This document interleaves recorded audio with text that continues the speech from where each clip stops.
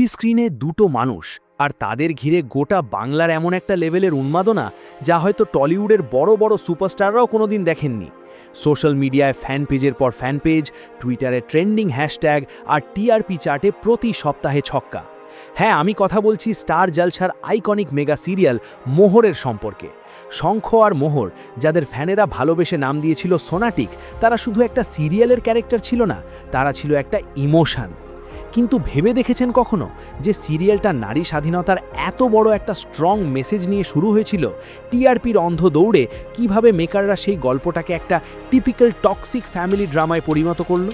কিভাবে বাংলা টেলিভিশনের সেরা রোমান্টিক জুটি থেকে শুরু করে গল্পের মেন প্লটটাকে ধ্বংস করে দেওয়া হয়েছিল শুধুমাত্র কিছু সস্তা ভিউজ আর ড্রামার জন্য?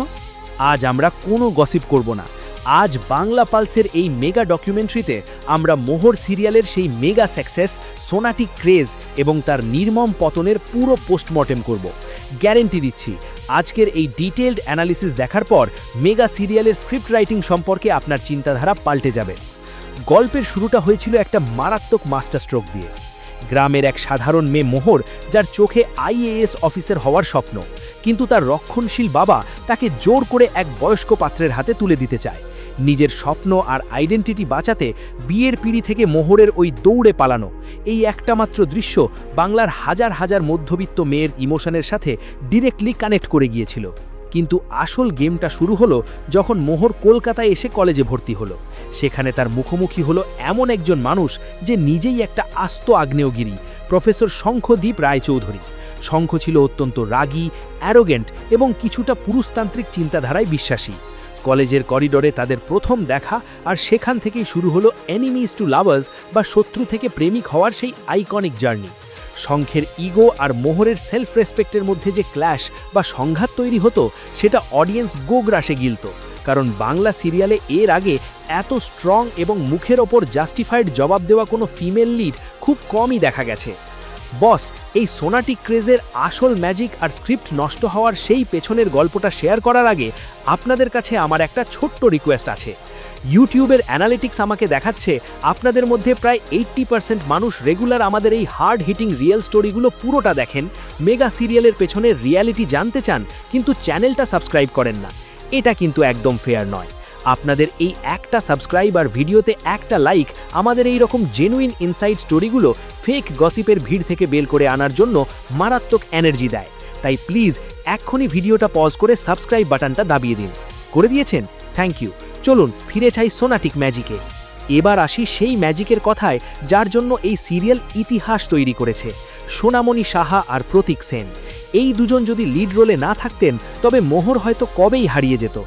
সোনামণি সাহা তার সেই শান্ত অথচ দৃঢ় কণ্ঠস্বর আর চোখের জলে অন্যায়ের প্রতিবাদ, দর্শকদের মনে তিনি আক্ষরিক অর্থেই মোহর হয়ে উঠেছিলেন। আর অন্যদিকে প্রতীক সেন, বাংলা সিরিয়ালের আল্টিমেট অ্যাংরি ইয়াং ম্যান। শঙ্খের ক্যারেক্টারটা প্লে করা খুব একটা সহজ ছিল না। রেগে গিয়ে চিৎকার করা, আবার ঠিক পর মুহূর্তেই মোহরের প্রতি একটা সফট কর্নার বা চরম পজিটিভনেস দেখানো। প্রতীক সেনের আই এক্সপ্রেশন আর ভয়েস মডুলেশন ছিল জাস্ট মাইন্ড ব্লোয়িং।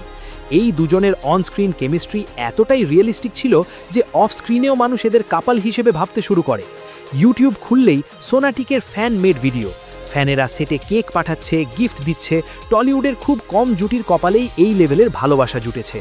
শঙ্খ আর মোহরের ছোট ছোট ঝগড়া, মান অভিমান আর একে অপরকে আড়াল থেকে সাপোর্ট করা, এগুলোই ছিল সিরিয়ালের আসল ইউএসপি। কিন্তু শুধু কি কেমিস্ট্রি দিয়ে সিরিয়াল টপার হয়? না, এর পেছনে ছিল মেকারদের কিছু স্ট্রং সাইকোলজিক্যাল স্ট্র্যাটেজি।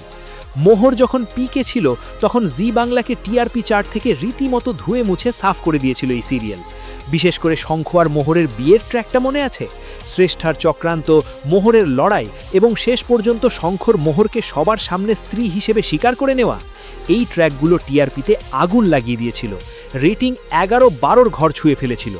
এরপরে এলো সেই আইকনিক হসপিটাল ট্র্যাক। শঙ্খ জীবন মৃত্যুর মাঝে লড়ছে আর মোহর নিজের সিঁদুর মুছতে অস্বীকার করে মন্দিরে দৌড়াচ্ছে। এই সিনগুলোয় অডিয়েন্স রীতিমতো কেঁদে ভাসিয়েছে। আর ঠিক এখানেই মেকাররা দর্শকদের ইমোশন নিয়ে সবচেয়ে বড় গেমটা খেলেছিল। তারা বুঝে গিয়েছিল শঙ্খ মোহরকে যত বেশি আলাদা করা হবে বা তাদের মধ্যে ভুল বোঝাবুঝি তৈরি হবে, দর্শক তত দেখার জন্য পাগল হবে। আর এই টিআরপির লোভটাই কাল হলো। কথায় আছে না, over stretching ruins the masterpiece. মোহরের ক্ষেত্রেও ঠিক সেটাই হলো। টিআরপির লোভে গল্পটাকে রাবার ব্যান্ডের মতো টানা শুরু হলো। যে মোহর নিজের আত্মসম্মানের জন্য বাড়ি ছেড়েছিল, তাকেই শঙ্খের বাড়িতে দিনের পর দিন জ্যাঠামশাই, ময়ূরী আর শ্রেষ্ঠার হাতে চরম অপমানিত হতে দেখা গেল। দর্শকরা বোর হতে শুরু করলো। কেমন একজন আইএএস অফিসার হওয়ার স্বপ্ন দেখা মেয়ে শাশুড়ি বৌমার টিপিক্যাল কুটকচালিতে আটকে যাবে? সবচেয়ে বড় অভিযোগ ছিল শঙ্খের চরিত্রটাকে নিয়ে। মাঝে মাঝে তাকে এমনভাবে পোর্ট্রে করা হতো যে সে মোহরকে সাপোর্ট করার বদলে পরিবারের ভুল কাজগুলোকে প্রশ্রয় দিচ্ছে। সিরিয়ালের থিম সং মেয়েদেরও তো একটা জীবন আছে, এই কথাটার আর কোনো ভ্যালুই স্ক্রিপ্টে থাকলো না। লিড চরিত্রদের সাইডলাইন করে ভিলেনদের বেশি স্ক্রিন টাইম দেওয়া শুরু হলো। সিরিয়ালটা যেন একটা লুপে আটকে গেল। ষড়যন্ত্র, ভুল বোঝাবুঝি, ডিভোর্সের হুমকি আর আবার হসপিটাল। গল্প তার লজিক পুরোপুরি হারিয়ে ফেলল। বস, এত সমালোচনা, এত ড্রামা আর গল্পের পথভ্রষ্ট হওয়া সত্ত্বেও দর্শকরা কিন্তু মোহর দেখা ছাড়েনি। কেন জানেন? শুধুমাত্র ওই দুটো মানুষের জন্য, শঙ্খ আর মোহর। স্ক্রিপ্ট যতই খারাপ হোক না কেন, সোনামণি আর প্রতীক নিজেদের 100% দিয়ে গেছেন শেষ দিন পর্যন্ত। আজ মোহর শেষ হয়ে গেছে ঠিকই, কিন্তু সোনাটিক ফ্যান বেস আজও বেঁচে আছে। তারা আজও সোশ্যাল মিডিয়ায় ট্রেন্ড করে, আজও এই জুটিকে নতুন প্রজেক্টে একসাথে দেখার জন্য অপেক্ষা করে। মোহর প্রমাণ করে দিয়ে গেছে, গল্প যদি একবার দর্শকের মনের তার ছুঁতে পারে, তবে চরিত্ররা চিরকালের জন্য অমর হয়ে যায়। আপনাদের কি মনে হয়, মোহরের গল্পটা কি সত্যি মাঝপথে টিআরপির লোভে নষ্ট করে ফেলা হয়েছিল? শঙ্খ আর মোহরের কোন সিনটা আজও আপনার চোখে ভাসে? নিচে কমেন্ট করে আপনাদের জেনুইন মতামত অবশ্যই জানান। আমি প্রত্যেকটা কমেন্ট পড়ি। আর ভিডিওটি ইনফরমেটিভ লাগলে শেয়ার করুন। টলিউড আর মেগা সিরিয়ালের রিয়েল স্টোরিগুলো সবার আগে জেনুইনভাবে জানতে সাবস্ক্রাইব করুন বাংলা পালস। ভালো থাকবেন আর সাপোর্ট করতে থাকবেন।